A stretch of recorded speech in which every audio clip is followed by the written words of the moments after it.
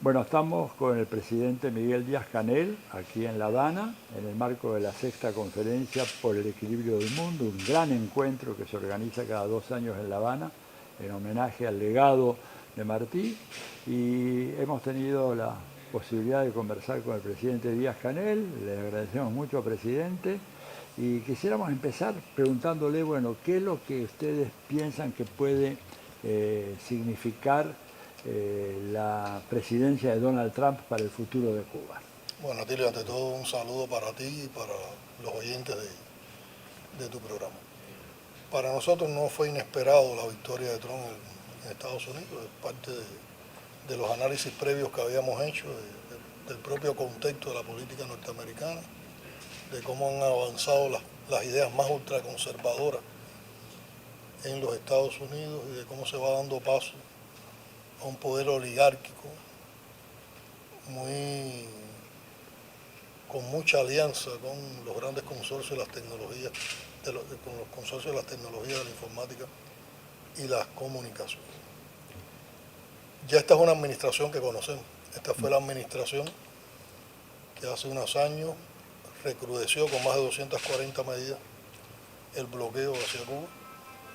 Una administración que cuando le quedaban 8 o 9 días para abandonar la Casa Blanca, incluyó a Cuba en una lista de países que supuestamente apoyan el terrorismo. Estaba Pompeo, el secretario de Estado, ¿no? Estaba Pompeo, Mike Pompeo, de secretario de Estado. Y en ese tiempo comenzaron a ocurrir un grupo de situaciones complejas para el pueblo cubano. Nosotros, como pueblo, como proceso revolucionario, hemos estado bloqueados durante más de 60 años, un bloqueo que es genocida, que es inhumano, que es criminal, que es absurdo y solo lo explica la prepotencia y el desprecio con que Estados Unidos mira a América Latina y en particular a Cuba. Y es como si quisieran castigarnos por el hecho de defender la autodeterminación y tener un modelo propio y no someternos a los designios del imperio. Pero indudablemente el recrudecimiento de ese bloqueo provocó afectaciones grandes a la familia cubana y al pueblo cubano.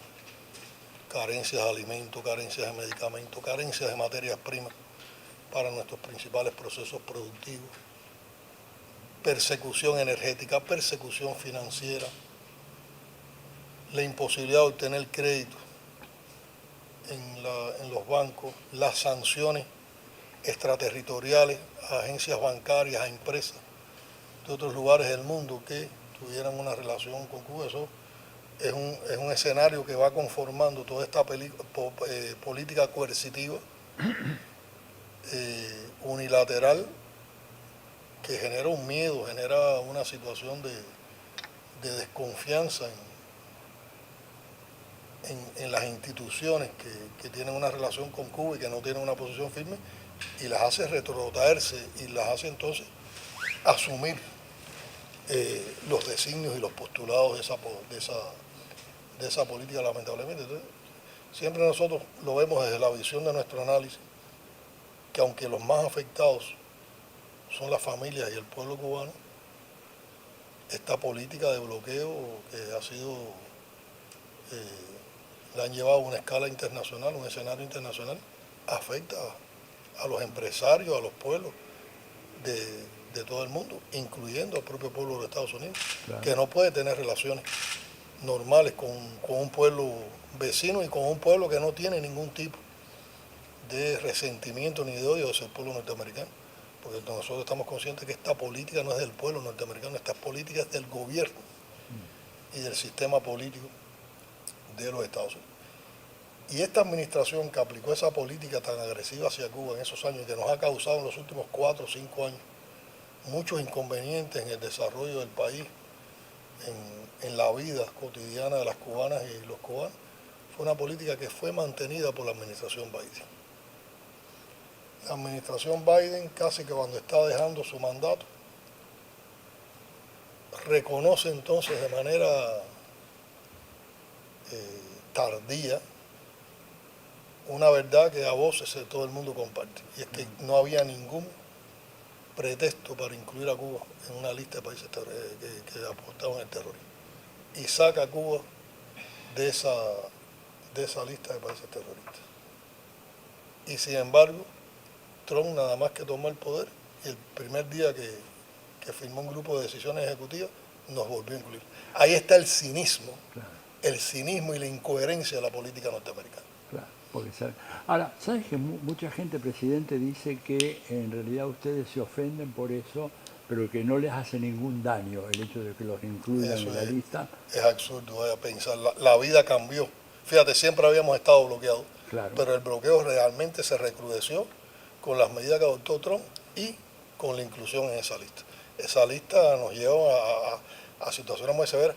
Habría que ver a alguien que viviera en Cuba, que le faltara un medicamento, que le faltara alimentos, que sea un trabajador de una fábrica, entonces está parada porque no podemos tener la materia prima, o que tenemos que sufrir apagones prolongados porque no podemos tener los financiamientos para reparar nuestras centrales termoeléctricas. Esas son realidades duras y para el cubano. eso debido a que Cuba, digamos, al ser calificada como un país que patrocina el terrorismo, hace que Se te cierran todas las puertas. todas las puertas del sistema bancario Todas las internacional. puertas del sistema bancario Hay un internacional, número de de la bancos. agencia financiera. Hay varios bancos que han sido sancionados por el gobierno de los Estados Unidos por tener relaciones con Cuba, por hacer determinadas operaciones. Muchas empresas también han sido sancionadas. Esas son realidades. Tal vez la política es tan absurda que la gente no crea que es posible que se aplique esa política.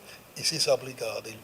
Y se aplica con un rigor y con yo diría, con un sentimiento inhumano y de desprecio. Porque ¿qué razón justifica la política de una potencia, la potencia más poderosa del mundo, contra una pequeña isla? Que podemos tener diferencias ideológicas, pero podríamos tener una relación civilizada, Claro. como siempre defendió Fidel, como defendió el general de ejército. Nosotros hemos planteado constantemente la disposición para dialogar con los Estados Unidos, pero tiene que ser un diálogo de igual, Claro. no un diálogo con condiciones impuestas, porque además el bloqueo se puso de manera unilateral. Hay una asimetría en el bloqueo. Cuba no ha agredido a los Estados Unidos. No, claro. Cuba no ha hecho nada contra los Estados Unidos. Es el gobierno de los Estados Unidos el que ha impuesto esa política hacia Cuba. Y nuestra decisión es seguir resistiendo. Y resistiendo de manera creativa. O sea, aprovechando el talento, aprovechando el patriotismo del pueblo cubano, su decisión de lucha. No es solo aguantar lo que nos impone el bloqueo, sino también en medio de esas condiciones desarrollar. Y hay que ser muy creativo para eso, pero lo hemos ido logrando. Y no nos han podido poner de rodillas. No nos han podido poner de rodillas. A pesar de... A pesar de todo, a pesar del recrudecimiento, a pesar de lista de países terroristas. Y yo te diría, desde los Estados Unidos se apoya el terrorismo contra Cuba. Sí, claro. Y yo diría, no es terrorista un bloqueo genocida. Sí. Está condenado por la ley Está internacional. No viola los derechos humanos el bloqueo hacia Cuba. ¿Quién debía estar en una lista de países terroristas? ¿Cuba o los Estados Unidos? Esas son las paradojas que tiene este mundo en el que estamos viviendo, que cada vez está más amenazado, bueno, con la política que va a llevar o que ya está anunciando esta administración del gobierno de los Estados Unidos. Un mundo donde están proliferando las ideas ultraconservadoras y sobre todo las ideas neofascistas. Sí. Y en ese orden de cosas yo creo que los pueblos tenemos que estar muy conscientes de cuáles son las amenazas y los desafíos que tenemos que enfrentar. Y desde las fuerzas de izquierda, yo creo que tenemos que estar muy claros de cómo tenemos que fortalecer la unidad para poder formar un frente en la lucha contra ese fascismo con el que nos quiere entrar. Y yo creo que precisamente a eso corresponde el enfoque, la valoración que ha tenido este evento en el que ha estado participando por el equilibrio del mundo, que se basa en la visión universal que tuvo Martí sobre el equilibrio del mundo, porque precisamente Martí consideraba que el equilibrio del mundo había que lograrlo desde la independencia, desde la soberanía, desde la autodeterminación de los pueblos, desde la defensa de la identidad de los pueblos, desde la justicia social, desde la educación y la cultura como herramientas de transformación social y y yo creo que inspirado en ese legado de ideas, Martí convoca en los tiempos actuales a reflexionar sobre eso. Por eso este ha sido un evento que yo te digo, es un evento de esperanza, es un evento de aprendizaje, es un evento donde se reafirman compromisos, se reafirman convicciones, y yo te diría entonces que cuando tú observas todas esas virtudes en el desarrollo del evento, entonces es un evento también de resistencia. Sí, claro. Es un evento que se está resistiendo a los desafíos que está imponiendo ese mundo, pero se está resistiendo también sobre la base de un compromiso de lucha. Incluso yo tengo la percepción de que cuando mañana cierre el evento no estará cerrando las puertas a una discusión, el evento estará abriendo las puertas de un compromiso de acción entre todos, que lo tenemos que defender desde nuestros países, con nuestros pueblos, desde nuestras comunidades, y todo eso en un concepto que también está en el pensamiento martiano, de que patria es humanidad. Claro, que es una sí. genial. Y por eso yo creo que han estado presentes temas como el de la justicia social, han estado temas presentes como el de la esperanza, la educación y la cultura, el antiimperialismo,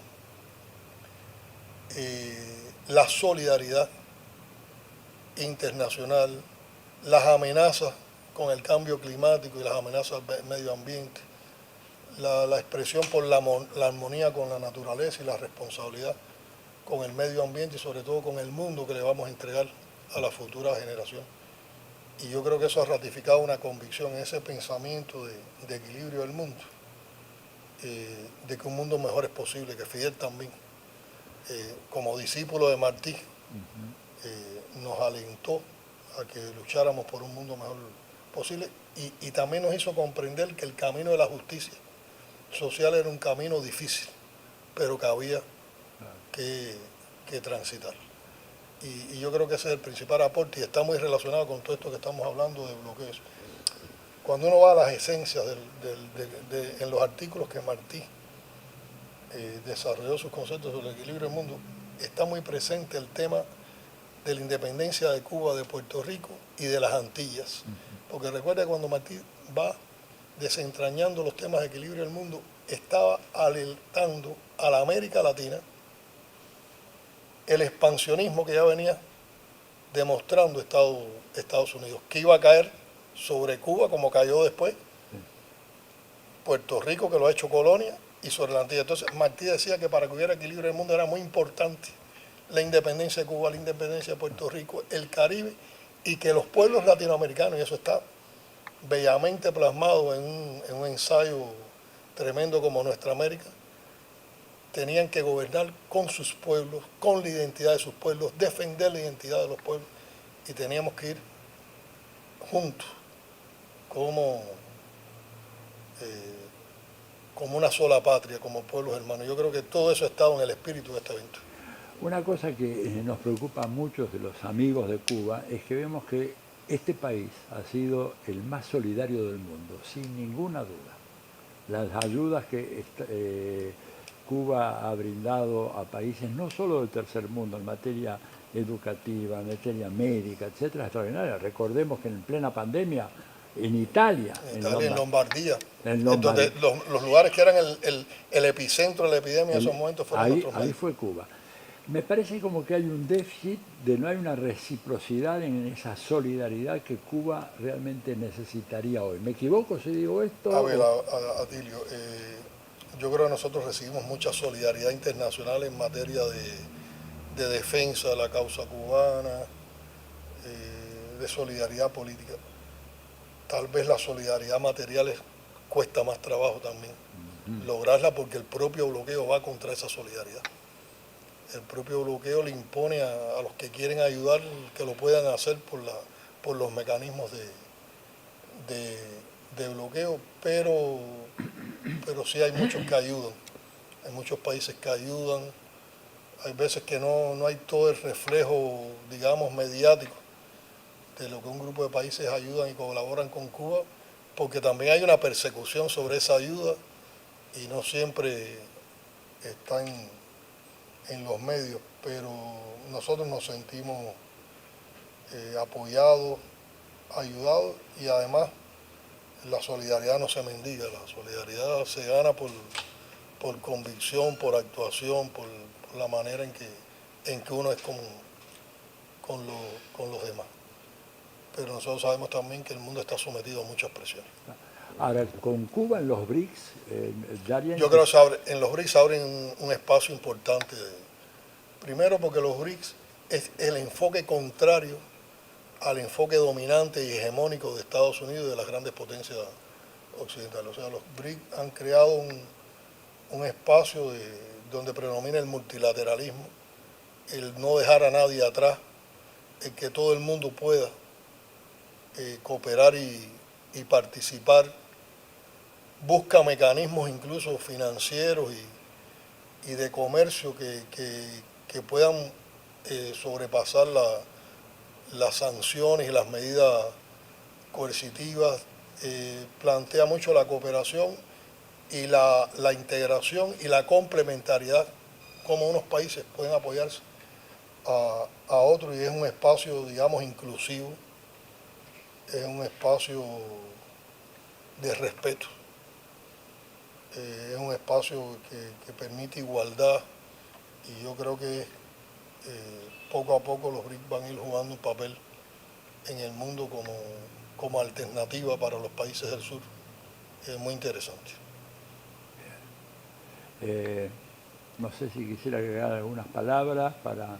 No, para los amigos argentinos que también nos apoyan con esa solidaridad en la que tú siempre estás insistiendo hacia Cuba, para el pueblo argentino como parte de toda nuestra vocación latinoamericana y caribeña, un abrazo, y que tengan la certeza de que Cuba no se rendirá, que Cuba continuará luchando, que Cuba continuará defendiendo no solo nuestras convicciones como cubanos, sino también las causas justas de América Latina, del Caribe y de los países del sur, y que al final Cuba vencerá. Que al final, entre todos, vamos a construir un mundo mejor.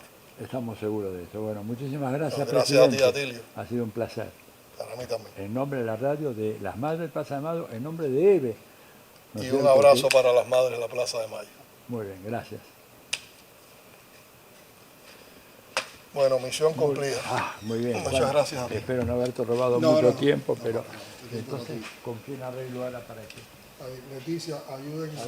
Sáquenme una fotito con mi máquina, así, para mi nieto. Después ustedes se ponen de acuerdo con él. Sí, desentiende todo eso.